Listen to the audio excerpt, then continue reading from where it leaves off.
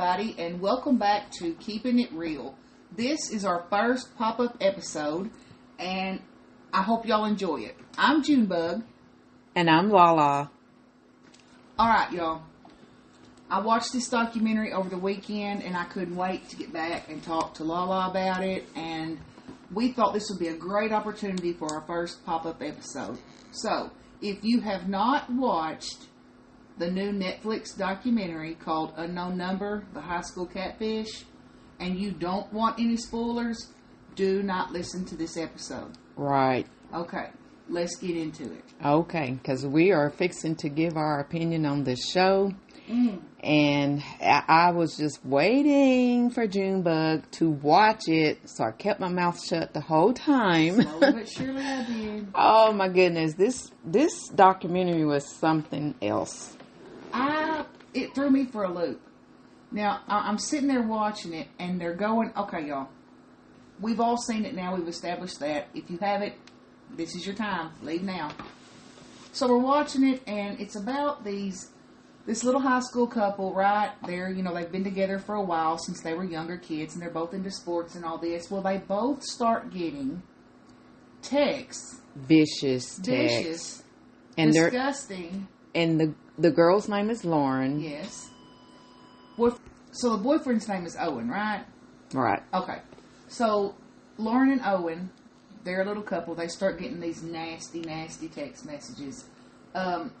Derogatory, filthy, y'all. This girl is what, 14? I believe she's 13. 13 when they started? Okay, okay. So they're trying to figure out who this is, and they don't know the number. They can't figure it out. Y'all, please tell me why. It turns out, y'all, Lauren's mother is sending the texts. Lauren's mom. Her mother is sending these disgusting texts.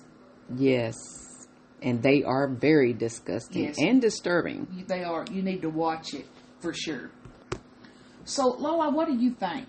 We know this is her mother doing this, and then, everybody's just flabbergasted. They can't believe she would do this. This is, not in her character.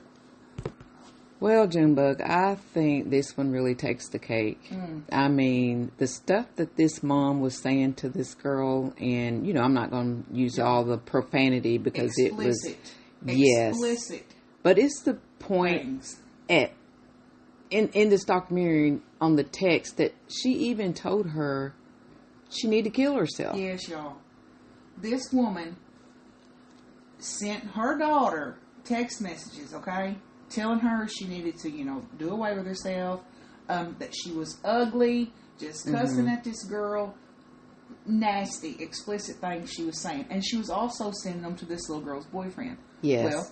Well, that caused trouble in their relationship, so they ended up breaking up. So they're still trying to figure out, who's doing all this. Right. And they're blaming certain girls at school because, they're like a quote-unquote mean girl or whatever. Y'all. And, at one point she even tried to frame one of the friends to make her look guilty. Yes. And, of course, we know it was not the friend that was doing this. After her daughter and Owen broke up, after a while he started seeing another girl in another town. Yes. Would you like to know that Lauren's mother somehow got Owen's new girlfriend's mother's phone number? Yes. And start sending her text messages. Exactly. And let's go ahead and mention that the mother's name is Kendra. Yes. And I'll try to remember that. Yeah. Kendra, she was something else. And to go to the lengths that she did to reach out to the new girl. Yes.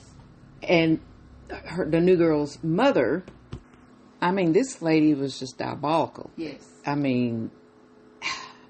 one thing that got me in the documentary is that she fooled her husband because he was thinking she was working this whole time. At two separate jobs. And y'all, she never worked. She never went to work. She had made this her career, y'all. She was texting like 8 hours a day.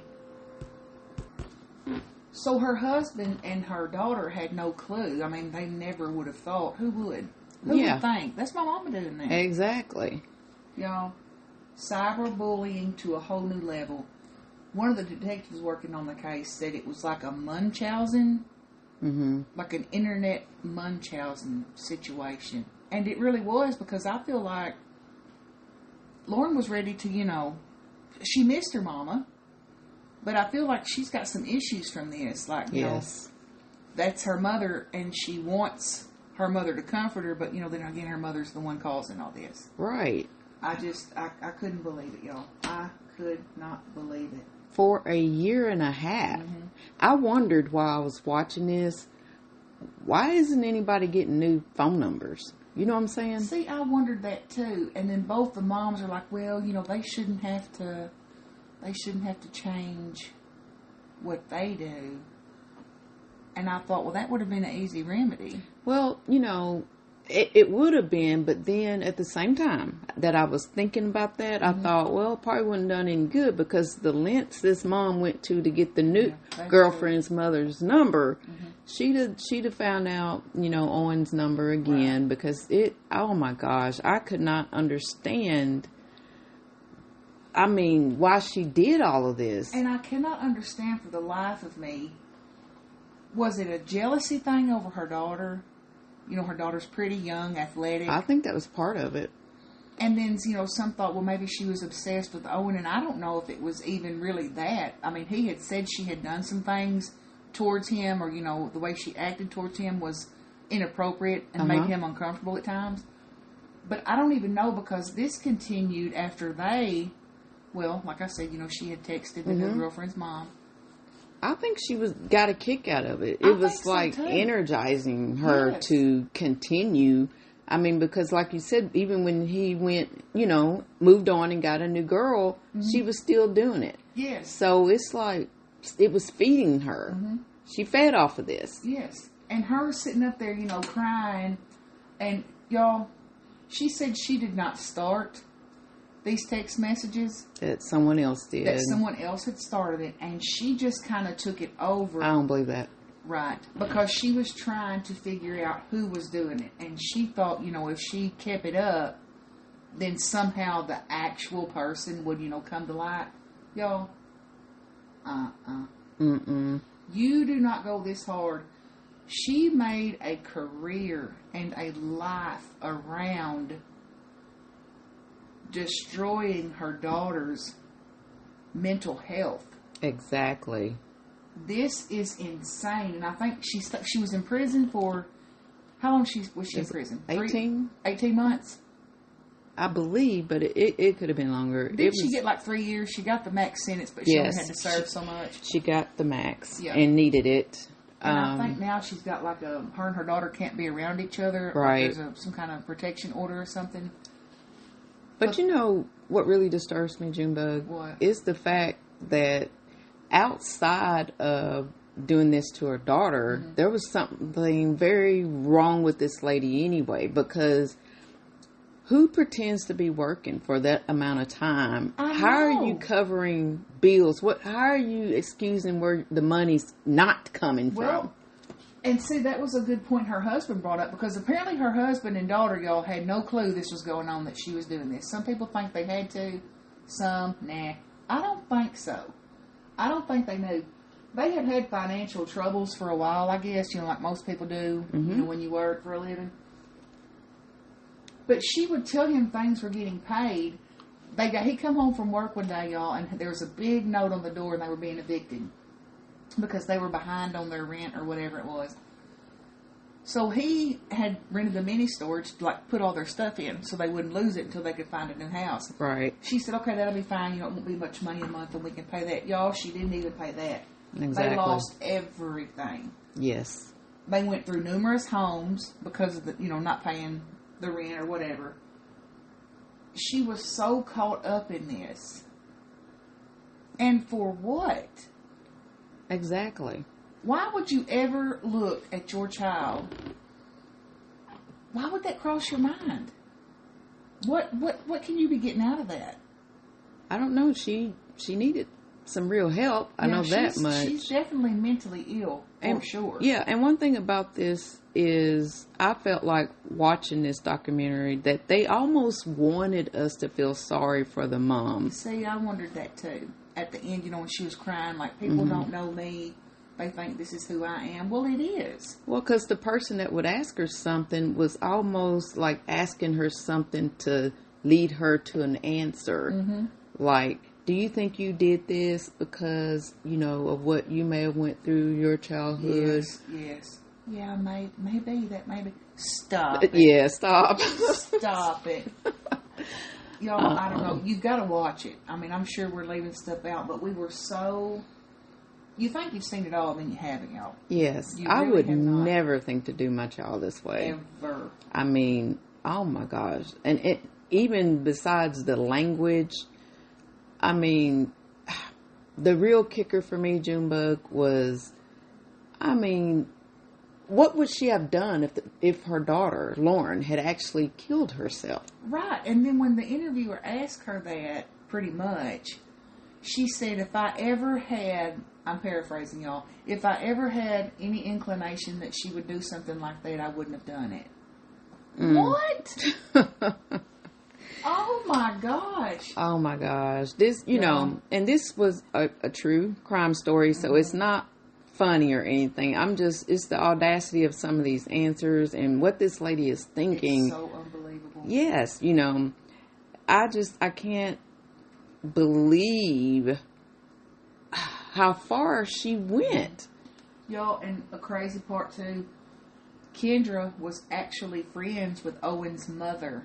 Yes. Owen's mother would confide in her, and they would talk about these texts, who could it be? And Owen's mother's going to the police, we've got to find out who's doing this. We got to find out.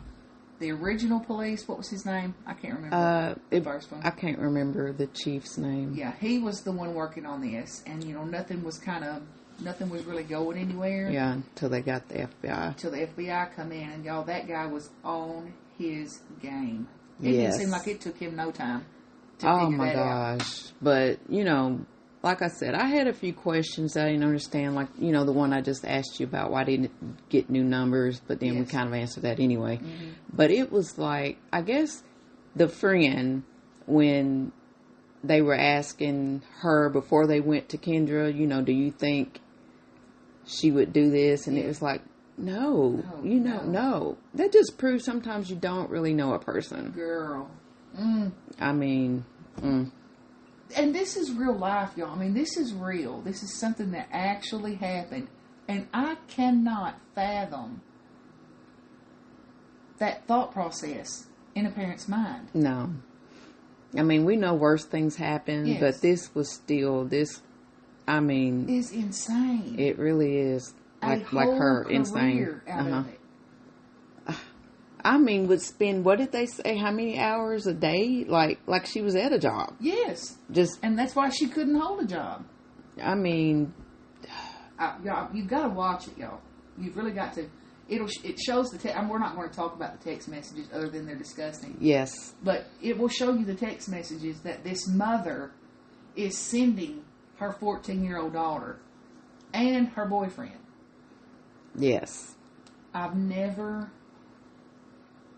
seen anything like it, and I could not believe it. Because the whole time I'm sitting there thinking, well, yeah, it could be this little friend. Because they're saying, she kind of had an attitude. Yeah. Whatever. And I thought, Well, I had seen so much on Facebook that I already knew who was doing it. So the element of surprise was gone for me, but it was still good to watch how this all led up to her. Yeah. Because when the officer comes and says, we're here to talk to you about, the messages, everything that was going on. And at first she kind of was still trying to deny it. Yeah. And still knew that she had another phone, but wasn't going to say a word. Until the husband come home and told her. Until the husband told on her. It was like, where's the remorse? Yes, she had none. Well, I think she was sorry she got caught. Exactly. But she was using one of those apps where you can change your number. Mm-hmm. And how they ended up, that guy from the FBI, he traced it was like a burner, not a burner phone, like a, I don't know, what are they called? Anyway, some kind of, extra phone. So he took that IP address or whatever from the text messages, and he traced it back. He had Lauren and Owen and all them. They just dumped their contacts to the police. Mm-hmm. So he's comparing all these numbers and all this. The only number that ever came back as a match to any of these texts were Lauren's mother, Kendra. So he doesn't think there was ever anyone else, starting the text chain or whatever, that it was her all along. But why would she start this? I don't know. To me, it was almost like she hated her daughter, but at the same time wanted her daughter to want her. It didn't make any sense. Well, y'all, that's pretty much the gist of this documentary. We don't want to make this episode too long. It was just something we wanted to share with y'all because what in the hell? Anyway, y'all watch it. It's on Netflix. It's called Unknown Number. Was it the high school catfish? Yes. Okay. Y'all check it out. Let us know what you think in the comments, and let's discuss it. What do y'all think was going on? What do you think the reason for her starting this with her daughter was? Exactly. And we do want to hear from you all. Yes. So comment, like, and share. We appreciate it very much. Yes. And like Junebug said, this was a pop-up episode. So we are going to sign out. And don't forget to catch us on Monday for a new episode where Junebug will be discussing Oscarville. Yes. See you then. Bye.